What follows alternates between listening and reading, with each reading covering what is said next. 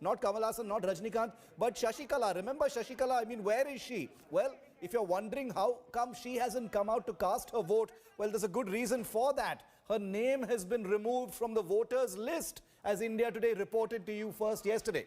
Jayalalitha's controversial aide, VK Shashikala, won't be casting her vote in the Tamil Nadu polls this time because her name is not on the voter list. Shashikala's team has called the move unfair, alleging that her democratic rights have been snatched. The team claimed that Shashikala was not notified about her name being removed after Jaya's Poise Garden residence became state property. Remember, Shashikala's team had cried foul after her name was removed from the voters list from the Thousand Lights constituency in Chennai. The reason given for the removal was that after Jayalalitha's Poise Garden residence was taken over by the government, names of Shashikala and other attached to the address were removed from the list as part of normal protocol. Here are some reactions coming in from Team Shashikala.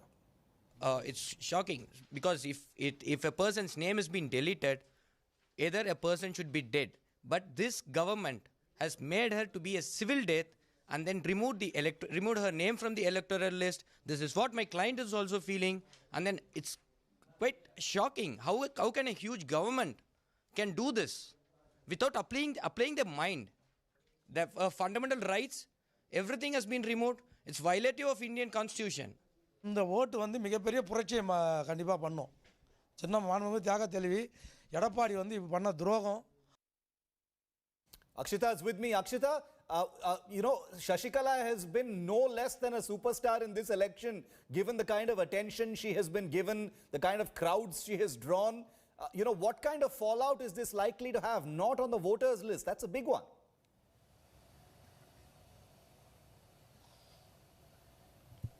Absolutely, Shiv. One that nobody really expected or saw coming. But essentially, the technicality here of why her name is missing is because Shashikala always voted from the Thousand Lights constituency, very close to where I am, in Stella Maris College. She essentially had her electoral rolls as someone who resided in Vedanalayam, Jayalalitha's residence. That house is now a memorial. So her name is no longer in the electoral rolls. Now, we spoke to her legal team also as to exactly what happened. They're saying that on 17th March, they'd reached out to the chief electoral officer over the fact that her name was missing.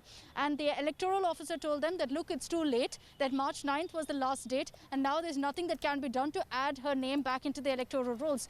Going by all of this that's come out, it clearly seems to be some sort of case of confusion or miscommunication. The AMMK, TTV Dhinakaran's party, however, has said that this is a conspiracy by the AIADMK government, that the government has ensured that VK Shashikala cannot vote. But it is really symbolic because, you know, you had her first making that very surprise decision of pulling out of politics, saying she's not going to be any sort of player in this election. And now this particular move that she cannot even vote in this election, which means that she's had absolutely no role in this political sphere whatsoever, Shiv. Even the most basic right of a citizen of voting is something she doesn't have this time around. It's not just her. Her sister-in-law, Ilavarasi, who also had her address registered at that of Poise Garden, is not going to be voting this time.